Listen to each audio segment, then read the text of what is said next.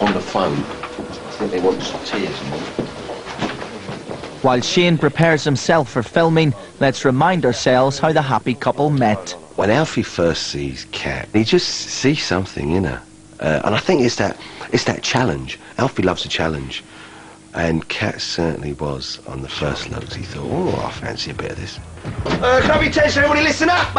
We have a special promotion. The first young lady to give me a peck on the cheek gets a drink on the house. Kat just looked at him like he just crawled out from under a rock. Who's the sad case behind the bar? New manager. Be careful what you say, they're looking for bar staff. But I think deep down she thought, hello. I don't think any of us knew really what we were starting with Kat and Alfie. I suspect Tony Jordan, the story consultant, might have known when he insisted on giving Alfie the surname Moon. I think even back then he had this idea that Alfie would turn out to be Kat's man in the moon. None of the rest of us got it for ages. I mean, it'd be wrong to say we were dead set on Kat and Alfie being together. What we were dead set on was putting them together as quickly as we could and seeing if they lit up the screen. Listen, I work on instinct, gorgeous, and I can tell that you've got what it takes. Yeah? What if I told you I was rude to the customers, can't pull a pint, and I threw a sickie whenever there was a shoe sale within a 20-mile radius? Well, I would admire you so much for your honesty. You know, because there's one thing I can't stand, that's a liar. I was watching the monitor in my office, and I watched that first scene. I remember actually saying, oh my God. We hadn't even storylined it. We had no idea it was going to be so instant, that it was something we were going to have to follow for a very long time. So if the viewers felt frustrated, why are they spinning out the Kat and Alfie story? It was because we didn't know what we had until we saw it, and then we had to start writing like mad. And the will they, won't they element of the relationship kept the viewers hooked for an entire year. It's a nightmare because they just circle each other. They never say what they feel. They never say what they really mean. And so consequently, they never quite get together. Making a habit of this cuddling thing, ain't we? Ain't you heard? It's Cuddle and Mate Week. The reason why it took Kat and Alfie so long to get together is because Kat was in denial, and every time Alfie wanted to tell her how he felt, something would get in the way. Well, I never could tell what blokes really think of me. Half the time I don't even know what to think myself. Even at one point, myself and Jess were going, oh, when are we just going to get together and snog? And snog they did.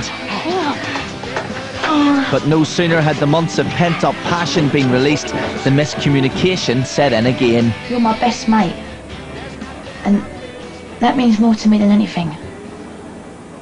Does it? Yeah. Let's leave it like that. Yeah, all right. If that's what you want, then yeah. So, poor old Alfie had to stand back and watch as Kat was whisked off her feet by the suave and sophisticated Andy Hunter. There's a part of me that thinks Alfie should have said something when Andy and Kat announced their engagement.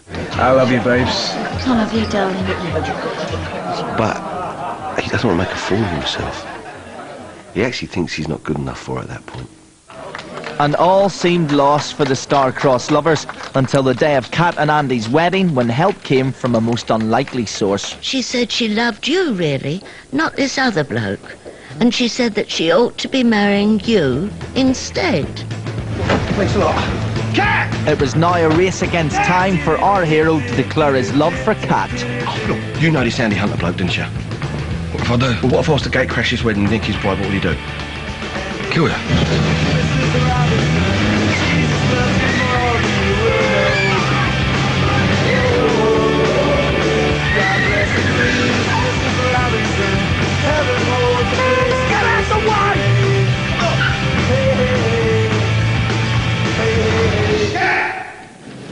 I know you don't want to marry him and that you want to marry me. Yeah, I suggest you shut your mouth, son. Yeah, well, I ain't frightened of you, all right? Well, you should be. Try to remember this from church. Listen, I've got to be really quick, darling, because there's some blokes coming up here and I think they're going to kill me. But listen, whatever happens, all right, I really love you. I don't think Andy ever saw Alfie as a threat at all. Maybe he should have done. Maybe, you know, he could have taken care of it a bit more efficiently. Shane and I was filming the scenes in the vestry. It was great because it was like a roller coaster of emotion. It was like emotional tennis. I love you, you love me. What else matters, Kat?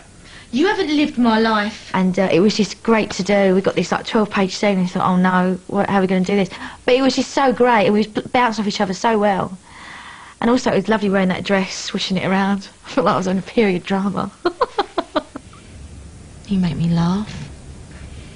And when you look at me, you make me go all goose pimply. Goose pimply? Yeah. What is that then? Ain't that enough? Well, you know, what about being good looking? Well, you ain't at the minute. Good at sex? Well, I don't know that yet, do I? I've got references. You'll get another slap in it. Yeah, go on, carry on. Most of all, you make me feel like a lady.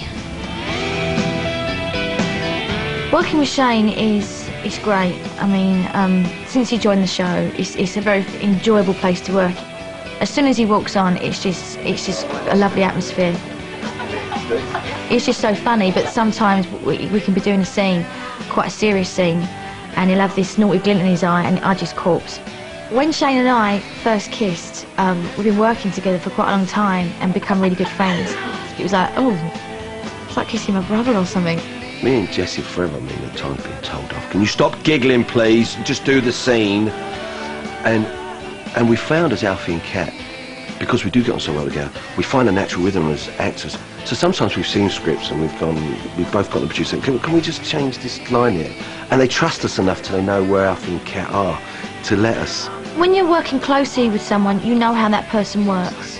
And we enjoy it, we have a laugh with it, and it just lifts off the page, and I suppose it looks good. Well, it's the final shot of the day. I don't even know what time it is now. Apparently the square's covered in snow. Well, I've not seen it myself yet. Now this is the Vic, but this is the one on the lot, you see, on the set. This is... The outside is the square, but this is the Vic, but not really the Vic, because if you ever look round you see it's not at all like. This is the one we use when we're doing outside shots. Wow. Boy's done a great job. So what does the future hold for the happy couple? In 20 years' time, I can see Kat and Alfie sitting on the seaside, eating fish and chips out of paper, holding hands. Somehow that's Alfie's dream. I'm thinking that could be Kat's nightmare. But you know, I could always see them running a bar in Spain. Kat will be doing the bingo and the roast spuds and all the traditional English, Spanish fare, and Alfie will have like loads of football memorabilia. It should be a marriage made in heaven, shouldn't it? But they're both a couple of flirts. Both can get into trouble with that kind of stuff. It's going to be quite sparky. It's EastEnders, so I doubt if it'll be a smooth ride.